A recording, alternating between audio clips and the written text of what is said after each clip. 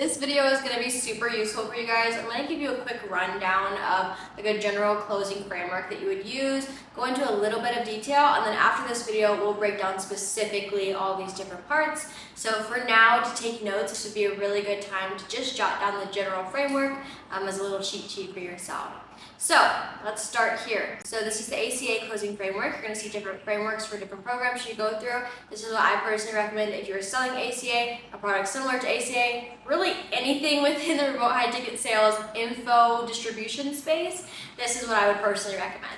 So the first thing that we're going to do is we are going to prep for this call. So, before we ever get on the call, we want to see if we have any surveys, any applications, anything that we know about the prospect that we can gather some information on. We also want to make sure that we prep our state of mind, right? So to have the confidence, to have the calmness, to really guide this prospect the best that we can, as well as just making sure we have all, if we want this closing framework written down somewhere as we're first getting into closing, just to help us mentally prepare, and all in all, just have all of our resources ready physically and mentally before we start the call.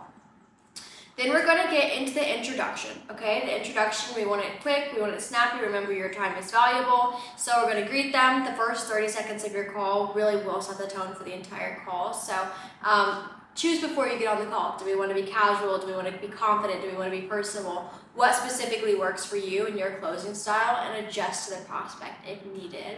Again, as far as the intro part, like getting onto the call, we do not want to do a lot of small talk. If we ask maybe one question, like where you're calling from, if we really actually genuinely relate to it, maybe dig a little bit deeper on that small thing. And then the biggest part of the introduction that we want to get in, again, within the first 30 seconds of the call, is the intention for the call. So I think it's a little salesy and overdone to hear, oh, my intention for the call is this. So I typically say something along the lines of, okay, James, so how these calls typically go is I'm going to blah, blah, blah, then we're going to blah, blah, blah, and this is how we'll end, blah, blah, blah. Obviously, it depends on your offer, and we'll go more into depth about that later in the intro video.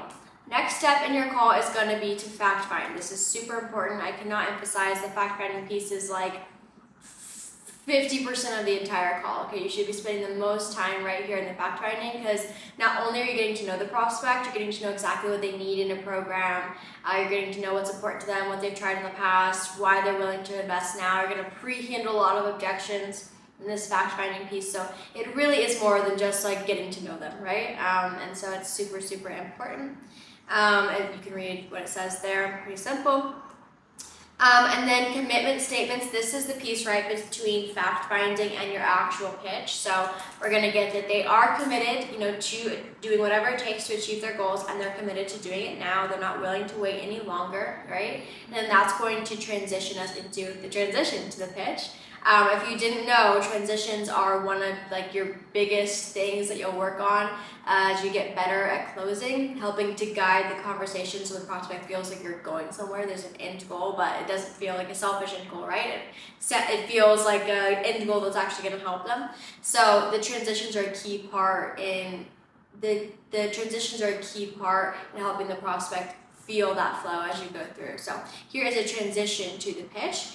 Typically, we're going to say, based on everything that you've shared with me, I do believe the X, Y, and Z situation would help you. Before we design you a specific plan, I did have a couple more questions to clear up. This is where if we missed anything super important in the fact finding that, we're just starting out closing, we didn't have it down super well, that's okay. This would be the time to kind of fit in those last minute questions. For our offer specifically, and of course I'll go more into this, but there's 4 things that we look for in this transition to the pitch, and that is their goals. We have a clear understanding of their goals, their timeline, exactly what they're looking for in a program, and their financial situation before we ever pitch. So those are the kind of things that we'll look for in the transition to pitch. Then the pitch, I cannot emphasize enough how short this should be. I can't emphasize enough how short this should be. Anywhere from 3 to 5 minutes is max we should be spending on pitching. And it's honestly because the prospect doesn't really care genuinely about what we're selling, as long as it hits all their boxes, which we found out what their boxes were in the transition to the pitch, right? And then it fits with their financial situation. So as long as we can make those things make sense to them and it feels like a tailored plan to them, that's all they need to hear in the pitch. They'll ask more questions if they have more questions. And so yeah, keep it light, keep it tailored to them. You're going to emphasize the transformation that they're going to get out of it rather than maybe the process that they're going through. Again, this pitch all kind of depends on the exact kind of prospect or buyer archetype that you're selling to. But generally, 3 to 5 minutes is perfect for the pitch. Next, we're going to go into the test the water section. So after every single time that you pitch, before they ask any questions, before they interrupt, before you go any further, the question that I always ask is, okay, Jimmy, so based on everything I've just shared with you for your tailored plan, does that sound like something that could get you to X, Y, and Z goal? They tell me yes or they tell me no. If they've told me no, I've done something horribly wrong. You should not hear no. They should say yes. Okay, they might say yes, but then we go into objection handling. They might say yes. If that's all they give you, okay, why? Have them sell themselves, right?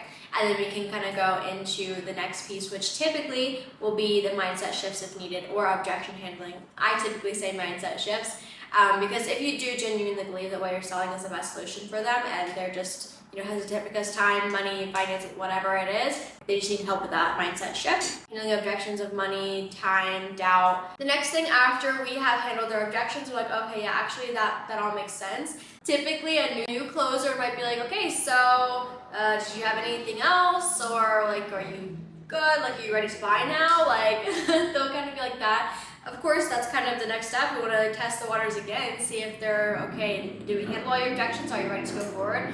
But again, the transitions are important, so we want to be smooth with this one. Okay, Jimmy, so we've kind of got, like the time and the finances out of the way. So kind of tell me like 1 to 10 after talking about what we just did, just to make sure that they're a 10 out of 10. And if they're not, obviously they're going to tell us on the 9.5. We're going to figure out where that 0.5 comes from. And then we're going to handle that limiting belief, that mindset shift for them. After we do the 1 to 10 and we handle their objections, right? And they're 10 out of 10, ready to go. Then we're going to ask them, again, a final agreement statement. Is there anything else, you're 10 out of 10, is there anything else that we haven't covered that would stop you from getting started right away? Typically, I like the right away rather than the today because it puts less pressure on them. Anything that's stopping you from getting started right away? No? Absolutely? Okay, great. Then we'll go into the close. If there is, obviously handle those last minute things and then go into the close. With this, we want to be as direct, straightforward as possible. The payment is sometimes kind of something that they can be a little bit rocky on, so the more calm, direct, and streamlined we can make that process for them, the better. So when it comes to the close, you'll have different closes for every offer you're on. Personally, for us, we keep them on the phone, confirm their phone number, send them the link, walk them through it together, open up the spot for them, right? We'll talk more about that later, and then get them inside. The close is never the last piece, okay? The last piece is the next steps. We do not want this person to think that they got on a call with us just to pay us. So if we end the call right after they pay us, that's what they're going to think. So after they pay, we're going to spend anywhere from like 3 to 10 minutes. Of course, be mindful of your time, okay? Your time is valuable. But anywhere from like 3 to 10 minutes, just kind of talking about the next steps in the program. Of course, this depends on what offer you're on.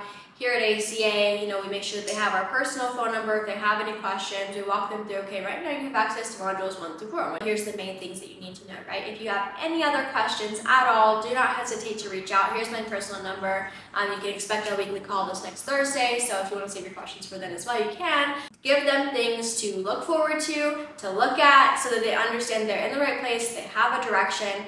And then I also always like to end off with some kind of valuable mindset shift. So if there's somebody who has talked about they always feel like people are judging them or they don't think their parents are going to approve of this decision or X, Y, and Z, sometimes I'll give the reality shift of okay, just be real with you, Elizabeth. Once you get off this call, reality is going to set in. You just spent $2,500. You've told nobody about this, and this is kind of a journey that you're going to start going on your own.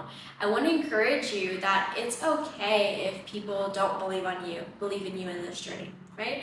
You are doing this for you. You're not doing this for anybody else. You have a community here, okay? So anything you need, any doubts, fears, questions, worries, excitements, wins, anything that you want to share with me, you want feedback on, you want help growing through, that is what we are here for. This is not going to be easy. As you know, this is going to be difficult, but use us as your resource, right? Some kind of mental shift plus value at the end so they don't get off the call and be like, did I just get scammed, right? They want to know what the next steps are and that you are genuinely there to help them. So that is the general closing framework. So just to go over it one more time super quickly, we are going to, of course, start with our prep. We're going to go into our intro. From there, we're going to fact find, which is the most important part. We're going to get their commitment statements before transitioning into the pitch. After we continue to get like our last little bit of fact finding and our transition to pitch, then we're going to pitch. After the pitch, we're going to test the waters every single time with the exact same question. Okay, and then after that, we're going to handle any mindset shifts that they need, handle any objections, aka, right? If they don't have any objections, then we're going to do the test close, or if you handle their objections, do the test close.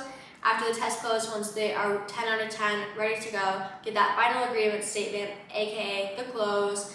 And then after that, after you do the close, collect the payment, then that is when we talk to them about next steps, and that is the end of your call.